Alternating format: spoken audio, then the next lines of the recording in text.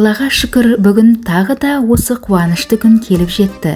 Отбасымыздың тірегі, басшысы, қамқоршысы Асқар Шыңдай ардақты Ембергенов Қадырбай әкеміздің 60 жасқа толған мерейтойы.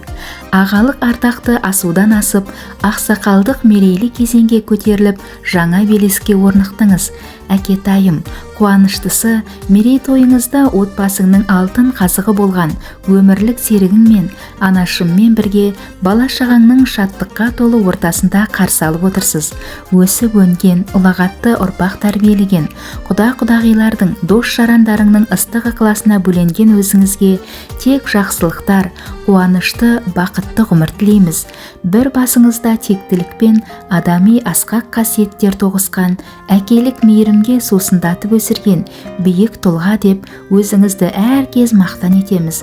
Денсаулығыңыз мықты болсыншы, шаңырағымызға береке, бірлік, ырыс ынтымақ бола берсін. Анашым екеуіңіз бақытты, баянды, сау саламатта, ғажайып ғұмыр кеше беріңіздер деп тілейміз.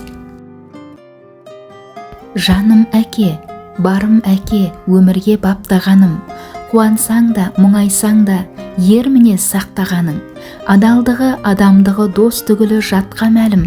Сендей әкем болғанына мен әркез мақтанамын.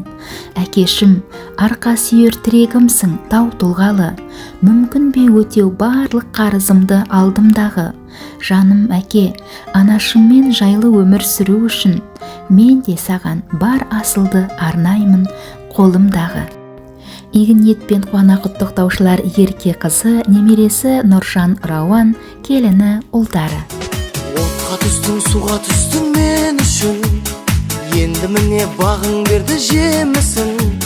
Бала қыран шыңға шықса бұл күнде, мұның бәрі әке сенің жеңісің. Анашымды отырғызып жаныңа, той берейін салып алақаныма.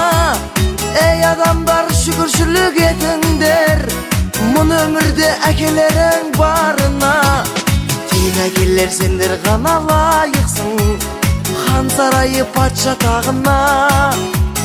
Тек әкелер сендер ғана лайықсың, хан сарайы патша тағына.